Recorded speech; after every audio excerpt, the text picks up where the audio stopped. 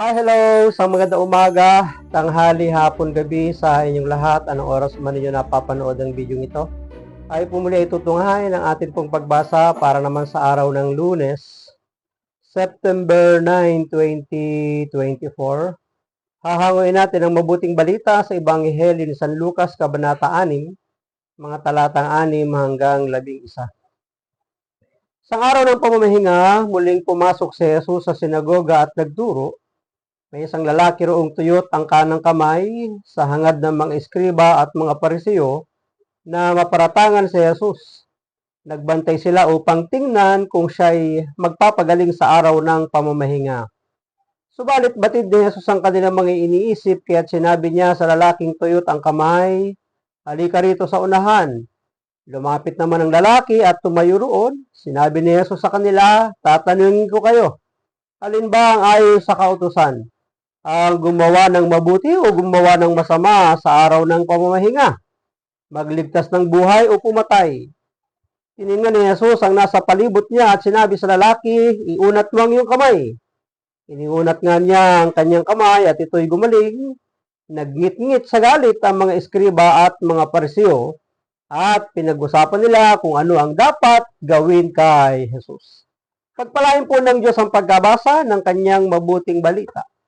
Ang refleksyon o pagsasadiwa ay hahawin natin sa Aklat ng Simbay 2024. Ginagawa ba natin ang ating mga gawain ng pananampalataya para sa Diyos? Yung mga Pilipino ay palaging nakabatay sa mga tradisyon na kung saan sinasabi natin na isa itong paraan ng pag-aalay sa Diyos. Ngunit, taos ba ito? Natunghayan natin sa Ebanghelyo ngayon na pinagmamasdan ng mga parisiyo si Jesus kung pagagalingin niya ang mga may sakit, pero nakasaad sa tradisyon ng Hudyo na gawing banal ang araw ng pamamahinga at kasalanan sa mismong araw na iyon ang humipo sa may sakit. Mapapansin natin ang isang tanong ng Panginoon sa kanila, naaayon ba sa araw ng pamamahinga ang gumawa ng mabuti? Naaayon ba sa araw ng pamamahinga ang gumawa ng masama? Mukhang mayroon pong tanong na dapat na masagot sa mga tagapagturo ng kautusan, sapagkat ang ginawa ni Jesus ay ang paggawa ng mabuti sa pagpapagaling niya sa isang taong may sakit. Ngunit wika ni Jesus na mas mahalaga ba ang tradisyon at nakasanayan kumpara sa paggawa ng mabuti?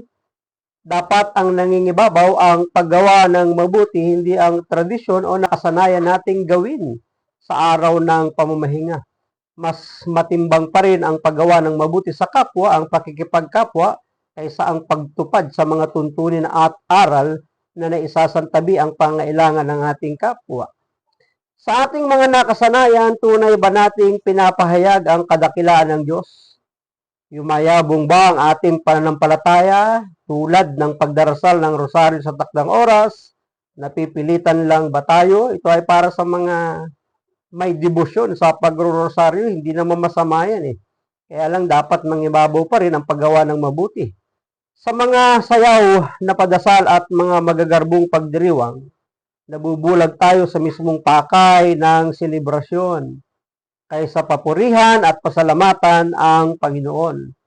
Sa mga sinasabing bawal ganito, ganyan, dapat ganito, ganyan, kung nakakasakit ng kapwa at nakakamatay ng pananampalataya, anong saysay ang pagiging istrikto sa mga nakasaad na mga tuntunin at nakasanayang kaugalian o tradisyon?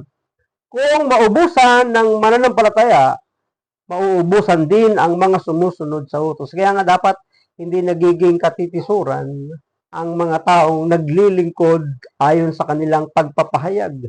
Dapat nangingibabaw pa rin ang pag-abot sa mga taong nangangailangan, hindi palaging nakakasakit sa mga tuntuning palaging pinapairal. Manatiling totoo sa pananampalataya at alamin ang aral ng simbahan ng iglesia kaugnay sa mga tradisyon upang maging malinaw sa atin at hindi tayo naliligaw sa ating buhay pananampalataya.